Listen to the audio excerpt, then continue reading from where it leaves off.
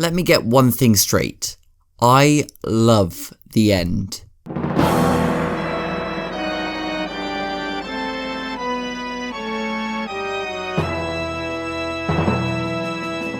As I've said before, I think it's one of the greatest episodes in Eddsworld history, and if the show needed an ending, then this is the episode that delivered in spades.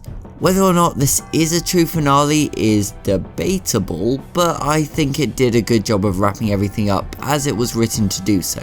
However, not everybody agrees with this sentiment. For one reason or another, the end has been criticised and deconstructed as a flawed piece of work, and considering it is arguably the most important episode to ever release, that is entirely understandable. So today I thought we could imagine a version of the episode with these ideas considered and think up a better way to end the show. Let's take the episode and some of the criticisms and use them to build a better finale to Eddsworld. This all comes from a place of love, a look at one of my favourite episodes to realise any untapped potential. It's fitting that we start with perhaps the most common criticism of the episode and arguably one of its most underlying flaws, the lack of Ed. Sure, there are other protagonists, but if you ask most people, they will tell you that Ed is the main character of Eddsworld. Tom is a perfectly fine character to rival with Tord, arguably the two most violent and often hate-filled characters make an actual pairing. However, Ed and Tord are no strangers to rivalry either, and in the past it could also be kind of funny. So what? There's probably more in the kitchen anyway. No, that was the last piece in the house. Last piece? I'll kill you!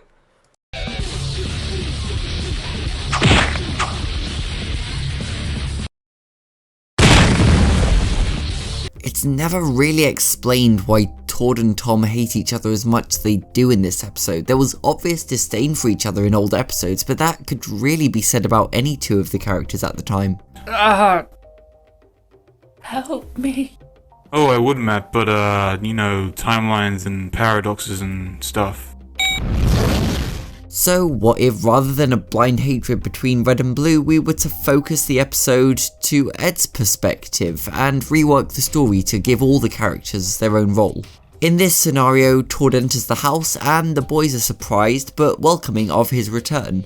The four of them actually get along well at first, but Ed starts to think there's something more devious afoot. Imagine that Tord keeps on slinking off to the shadows to work on his robot, and Ed gets all skeptical of his actual motives. When they go off to the different old set pieces, Tord steals some alien technology or Atlantic ruins or something, just to go back into hiding, and Ed gets more and more suspicious. But when Ed tries to confront the other guys about it, they just dismiss it and tell him that they like having Tord around and Ed should stop trying to kill their fun. A conspiracy, stretching the trust of friendship, these would be way more fun than just Matt and Ed watching as Tom gets the tar beaten out of him. And if you ask me, the focus on Ed would make the whole thing feel a lot more momentous as well, more heroic, and it could actually allow the other characters to shine. Powerhead, for example, is a much better story with Ed as the main character and Tom and Matt as side characters. Same goes for Salunatics, with Ed as the detective, Tom as the sheriff, and Matt as the prince. They all add to the story in their own way, and it wouldn't be as good if the roles were switched around. I really think something similar could have been done here. Allow Ed to have the spotlight with Matt and Tom adding to the conflict and their comedy in their own way. Beyond that, I think just a whole trust and deceit narrative would make the rivalry a whole lot more enjoyable and less frustrating. Another thing that I found a tad frustrating was the lack of explanation for why all of this was going on. That last scene with Paul and Patrick coming to Tord's side in this quiet and somber moment is fantastically done, but to a lot of outsiders it doesn't really make a whole lot of sense. Nowadays, Red Leader and the Red Army are common knowledge, and I understand why this scene happens, but back when this episode came out, I was extremely confused by the whole situation. The bad guy was of course hinted with a series-long soft arc, but motives and reasoning are completely left out and unexplored. I made my own Red Leader video from a place of confusion. It's something I wish was explained to me in a way that was more clear, rather than relying on small Easter eggs and fan theories and fan comics to piece together a bigger picture. Saying that out loud, I think it was a pretty interesting idea, keeping everything secretive. A layer of mystery is always a lot of fun, and it has led to a lot more fan theories and the such, which I really do love exploring. So really it wasn't a bad idea on paper, but still Tord's villainy seems more shallow than anything. I could see a world where Tord has his whole villain speech, where he stands in front of the main character and gives some tragic or interesting backstory, or at least a motivation for turning evil. Maybe he was pushed around so much that he just had this craving for revenge. He could talk about how he rose through the ranks of Paul's organisation to become a leader, and how he's ready to enact his lifelong dream of world domination. Think about how much fun that could be. But instead, we've got this. But I thought we were friends! Ha! No! What would I need friends for when I've got this? I'm unstoppable! Again, nothing wrong with that specifically, but I see a whole lot of missed story potential here.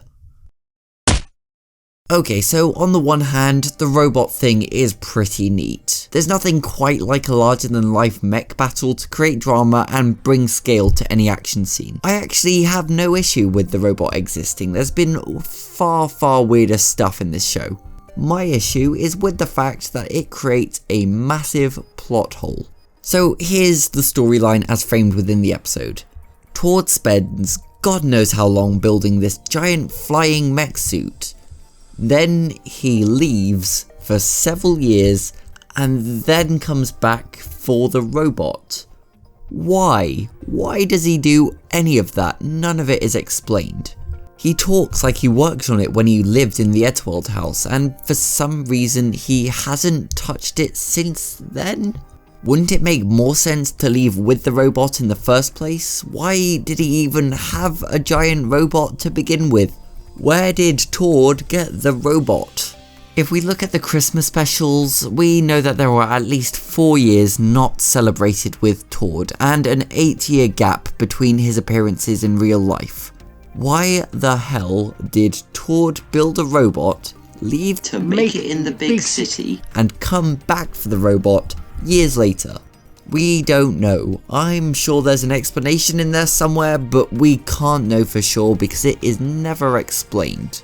This is one of the upsides of a villain speech. It's an easy, if a little cliche, way to deliver exposition. One way I would fix this plot hole is, instead of building a giant robot under the basement that just leaves there for years, Tord could have been working on some type of power source which was required to run the robot, sort of like the arc reactor or those diamonds in Batman and Robin. Like, he needed to return to the house to finish working on some unfinished project from several years ago and recover it using this giant robot he's been building all the time he's been away. Maybe he couldn't recreate it in the Red Army labs for whatever reason, and befriending the boys was the only way he could sneak back into the house to continue working on it. And at the end of the episode, he's finished with the energy source, places it into the robot, and then the climax commences. That way you don't need to just assume they've had a giant robot underneath the house for years. At this point I acknowledge that this is getting a tad complicated and a little bit sci-fi, but with some extra thought, this science robot could make a whole lot more sense. Here's a criticism that I honestly don't agree with at all. I think the end is a funny episode, but a lot of people were disappointed by the more serious tone. Sure, it brings us lines like this. Friends? Pah, who needs friends when you've got rat puppets? Come on lads, let's put on a show. Oh, he's gone. But by the time we get to the climax, we're so focused on the drama and the action that the comedy just sort of has to take a back seat. And I think that's good. It's fine to have a little action here and there, even when your show is at its strongest when delivering the laughs. But a lot of people think they pushed the seriousness a little too far, and the comedy suffered because of it. And to be honest, I can kind of see where they're coming from. Think back to the Christmas demolition scene in Santa Claus Part 3. Aspects of that entire scene were played for laughs. It's epic, don't get me wrong, but it's aware of how silly it is, and when it takes a step back to acknowledge that, it can actually be kind of funny. Hey, everyone, aren't they both bad guys? Shoot the suckers. Uh-oh. Same goes for a lot of the show's endings. A serious note to end on is fine and good, but there's just as much value in a comedic climax as an action-packed one. I think maybe the episode could have benefited from more fourth wall breaks. One of the funniest moments in the episode is when this happens. Leaving? I'm moving back in! Dum dum dum dum dum dum dum. That's funny! This episode is so filled with references, why not throw a fourth wall break or two in there at some points? Either make it big like in the Muppets movie or Chelda, or even something subtle like in Gumball, or yes, even Eddsworld with moving targets for example. A moment where some character like Tom just takes a step back to acknowledge that yes, they're in a webtoon. That would be hilarious. Really, I do think this episode is very funny, but a lot of people think the seriousness was too much. I'm not really one of those people, but again, I can understand why you might think that. Here's something you may not know. The end used to be twice as long. Sort of. One of the co-writers of the show, Eddie Bowley, made a comment on one of Tom Scar's vlogs. It revealed that part 1 and 2 were originally supposed to be one video, and they'd have a completely different part 2. Here's what he had to say.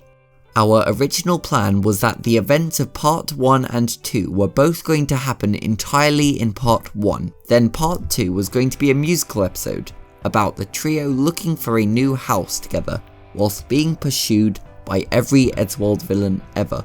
But as the co-producer and co-director, I shut this down. At the time we basically only had 1 month to record all the lines, so Tom and I had no chance to write and compose a musical in that time.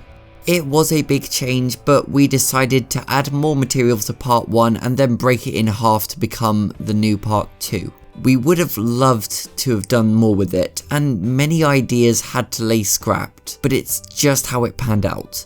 While part 2 became a big Tom vs Tord episode and maybe not Ed heavy enough, I'm still incredibly proud of our work, and this and all episodes in the legacy.